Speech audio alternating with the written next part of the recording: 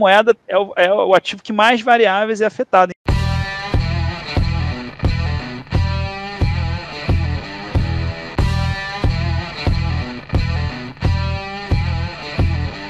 A queda acentuada do dólar após essa subida abrupta de juros demonstra que o dólar alto era mais um efeito do erro na mão do Banco Central ao levar a taxa a 2%, que efetivamente o resultado de uma situação fiscal deteriorada, ou tanto o fiscal quanto os juros possuem o mesmo peso na variação. Aí, se você puder falar do dólar especificamente nesse contexto, Bruno.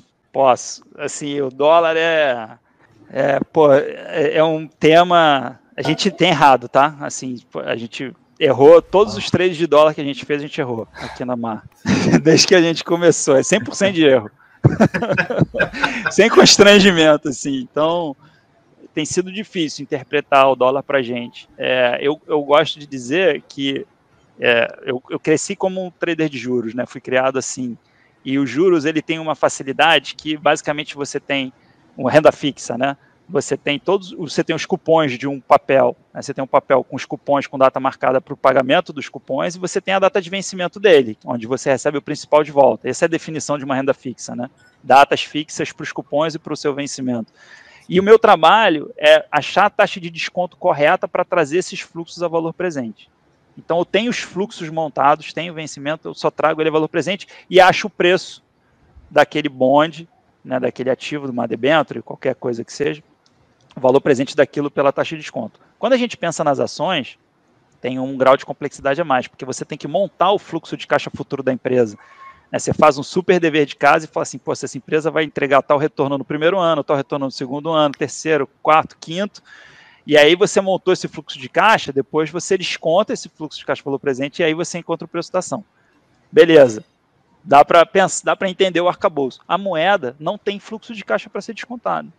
Não tem fluxo de caixa. Então você já começa assim, caraca, não tem um preço de referência. E ele ainda tem um complicador a mais, que a moeda é sempre um par.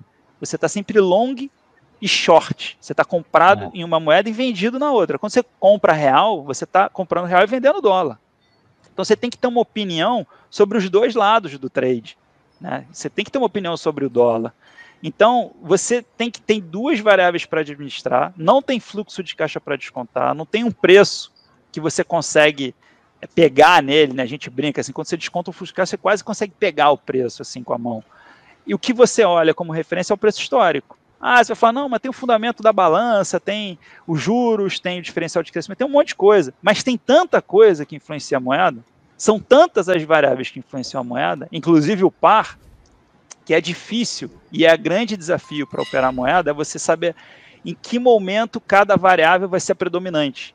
E é muito difícil você falar assim, como o Marcelo falou, não, o Banco Central errou os juros para baixo, por isso a moeda desvalorizou. E agora que o juros subiu, a moeda apreciou. Eu entendo a lógica, mas eu não tenho conforto em acreditar que esse é efetivamente a razão do real ter apreciado. Até porque, se a gente olha o que fez a apreciação do real durante esse ano, foi o fluxo. Teve uma entrada de dinheiro estrangeiro muito grande no Brasil. E esse fluxo não foi para comprar dívida em reais, foi para comprar ações. Né? Então, assim, a gente olha o fluxo, ele é mais ou menos 4/5 do fluxo foi para ações e 1/5 foi para bonds. Se fosse os juros, era para ser 4/5 para bonds e 1/5 para ação. Né? Mas foi o contrário. Então, assim, poxa, será que foi os juros mesmo que trouxe esse fluxo? Ou será que alguma outra coisa aconteceu no rebalanceamento de portfólio global, que o Brasil tinha uma participação que estava abaixo do que ele deveria ter, e de repente, na virada do ano, esses global managers decidiram realocar o peso de Brasil, e isso fez essa apreciação. É difícil dar uma explicação certeira, e eu tenho muito cuidado em acreditar numa explicação definitiva, porque a moeda é o ativo que mais variáveis é afetado. Então, tudo isso para dizer que não sei se vai continuar apreciando real, se vai... Às vezes, a gente tem conforto em olhar um trend, né? Quando a gente fala assim, pô, ele ganha uma dinâmica, a gente mergulha nessa dinâmica. Fala, não, tem uma dinâmica estrutural aqui. Hoje, eu não enxergo uma dinâmica estrutural no real. Né? A gente está no meio de uma guerra que é complexa, o Banco Central Americano está subindo juros, eventualmente vai subir mais juros do que o mercado precifica, o Banco Central Americano é o grande aspirador de dinheiro do mundo, então se os juros sobem muito, o dinheiro vai para os Estados Unidos, tendência é dólar forte nesse cenário, né? Não dólar fraco. Se é dólar forte, é real fraco.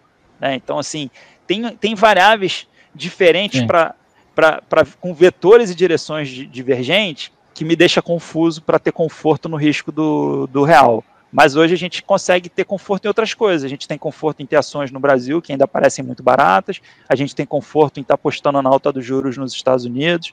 A gente tem conforto em estar apostando na alta dos juros do Chile. Então, assim, tem algumas coisas que a gente tem conforto. Tem risco, mas a gente gosta desses riscos. A gente acha bons riscos. O da moeda, a gente não tem conforto no risco, porque a gente não sabe medir ele direito.